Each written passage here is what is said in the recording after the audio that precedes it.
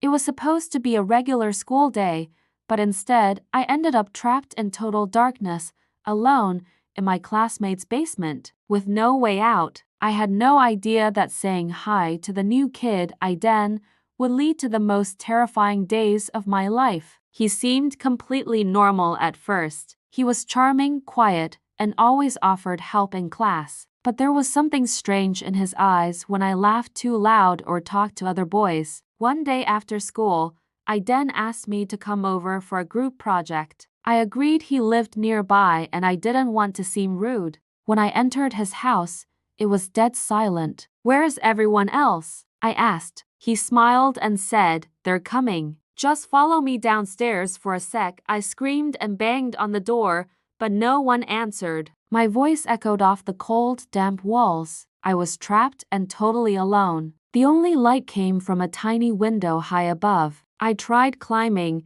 but it was too far. Panic gripped me like a vice. Hours passed. I cried until my throat hurt. Why would anyone do this? What did I ever do to deserve being locked in here? I heard footsteps above. I yelled, hoping someone would hear me, but the footsteps faded away. My heart sank into a deeper pit of fear. I looked around for anything useful. Just broken furniture and an old blanket. I wrapped myself in it, trying to stay calm and warm. Suddenly, the light switched off. I was plunged into total darkness. My breath quickened. Was someone messing with me, or was it just a coincidence? The sound of a creaking door echoed somewhere far off. I wasn't sure if it was real or just my mind playing tricks on me. I tried to keep track of time, but without light or a clock, everything blurred together. Day and night didn't exist down here. I thought about my family. Were they worried, searching for me, or did they think I had just run away? Terrors came again.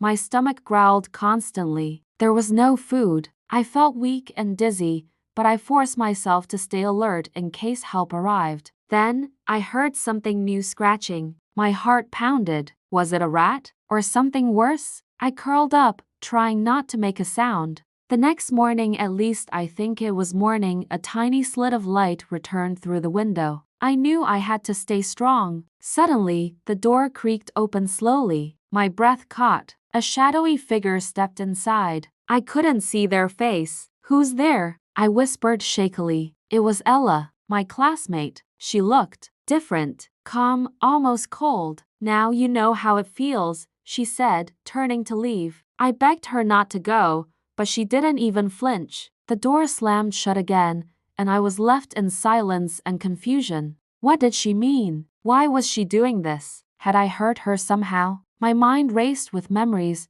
trying to find a reason. In school, I was popular. Ella was shy. I never bullied her, but maybe I ignored her too much. Could that be it? Another day passed. She returned briefly, tossed me a granola bar, then left without saying anything. I devoured it like it was a feast. It became a pattern. She came, said cryptic things, left food, and disappeared. Each visit made me more desperate to understand and escape. One day, I asked, "Why are you doing this to me?" She paused. "Because nobody ever sees people like me. Unless we scream." I pressed my ear against the door, hoping to hear something, anything. But there was only silence. My heart sank, and the darkness felt heavier. I yelled again, louder this time, banging the walls. My voice cracked, but I refused to stop. Someone had to hear me. They just had to. Suddenly, I heard footsteps above. My body froze. Was it my classmate again, or someone who could help? I held my breath, listening carefully. The footsteps stopped directly above me. A shadow moved across the ceiling crack. I whispered, "Hello? Please, I'm down here." But no answer came. A loud thud followed, then silence. I panicked, unsure if they were gone or watching. Was this part of their twisted game? I felt sick. I backed into the corner, hugging my knees as fear crept in like a cold mist. The silence above was deafening, and I felt watched. My mind raced with questions. Why me? What did I ever do to deserve this? I thought of my parents and felt a lump in my throat. Suddenly, the bulb above flickered on for a split second, then went out again. It was enough to show me I wasn't alone. Someone stood there. My scream echoed through the basement, but the figure didn't move. Then it slowly stepped back into the darkness. I couldn't breathe. I felt paralyzed. I crawled to the far wall, frantically searching for anything sharp, anything I could use to defend myself. My hands shook as I felt around blindly. My fingers found a broken pipe, rusted and cold. It wasn't much, but it was something. I gripped it tight, trying to steady my breathing. Hours passed, or maybe minutes. Time didn't feel real anymore. I whispered my own name just to hear a human voice, just to stay sane. Then I heard it, a whisper from the shadows. "Why are you crying?" The voice was familiar, chilling. It was her, the classmate who trapped me. "What do you want from me?" I shouted, heart pounding. She giggled softly, the sound bouncing off the walls. "This is your lesson," she said. She dropped something through the trapdoor, my phone, but it was smashed. Broken screen. No signal. Then she slammed the door shut and vanished again. I held the broken phone close to my chest, as if it could still save me. Tears rolled down, mixing with the dust on my face. I remembered a safety video we watched in school, how to escape if trapped. I began counting bricks, checking for weak spots. I had to try. Every hour, I tapped on a section of wall with the pipe. Hollow sounds gave me hope, but exhaustion was setting in fast. I couldn't give up. I found an old wooden cabinet in the corner. Inside, there were canned beans and a moldy blanket. It felt like someone had been here before. Why did she do this? We weren't close, but I was never mean to her. I started piecing memories together, desperate for answers that made sense. I remembered her crying in class once, and no one went to her. Not even me. Could that moment have planted this dark seed inside her? The next morning, or what I guessed was morning, she returned. She opened the trapdoor and stared down at me. Her face was unreadable. "Had enough yet? Let me go," I whispered, weak but still fighting. She tilted her head. "I just want you to understand," she said, "what loneliness feels like." Then she threw down a notebook. It was full of drawings. Me, our school, her alone in every picture. My heart sank as I flipped through. I tried talking to her, begging, "You don't have to do this. We can get help together." She hesitated, but then shut the door again, harder this time. My voice was hoarse from shouting, but I kept whispering her name, hoping something inside her would crack. I didn't want to give up on her. I reread the notebook page by page. It was filled with pain-silent screams drawn in pen. How had no one seen this? How had I not? Suddenly, I heard a creak not from above, but behind the wall. I froze. Another sound, a low shuffle. Was someone else down here, or something? I pressed my ear to the wall, breathing, slow and raspy. It wasn't her. My blood ran cold. "Who's there?" I whispered, backing away into the shadows. There was no answer, only silence. Maybe I was hallucinating. Maybe it was the hunger. Still, I couldn't shake the feeling that I wasn't alone anymore. The next time she came back, her eyes looked red and tired. "You're not eating," she said, tossing a granola bar down. "You'll get sick." I didn't move. "There's someone else down here," I said. Her face froze. Then she laughed, but not convincingly. "Nice try. I'm not falling for that." She left in a hurry, but she looked nervous. That was the first time I saw fear in her. Maybe she didn't know everything about this place. That night, I heard it again. Breathing, then a scrape. I lit the broken flashlight, shaking. In the far corner, something moved. A shadow shifted slowly. It wasn't human. I couldn't tell what it was, but I knew now I was trapped with more than just my classmates' cruelty. I had to escape. I curled into a corner, clutching the flashlight like it could protect me. Every creak, every whisper of air felt like a threat. I barely slept. Morning light didn't reach the basement, but I could tell time passed by the heaviness in my eyes. I had to think clearly to survive. She returned, wearing a bright yellow hoodie. "You look scared," she mocked. "Maybe I should stay down here with you." I couldn't hide my trembling hands. "You're not the only monster here," I said, staring into her eyes. For a moment, something flickered in her expression. Was it guilt? Or something else? She threw a blanket at me and left without a word. That flicker, I had to reach it again. Maybe there was still a piece of her that cared. I decided to test her. I didn't scream. I didn't cry. I was silent for 2 full days. On the third, she came and panicked. "Are you dead?" she whispered, shaking me. I opened my eyes slowly. "You care," I said. She slapped me, but her hands trembled. She was unraveling. That night, I heard her pacing above me, yelling, crying. She wasn't okay, and that might be the only reason I was still alive. She came back with a photo. It was of us in middle school. "You smiled at me once," she said. "No one else ever did."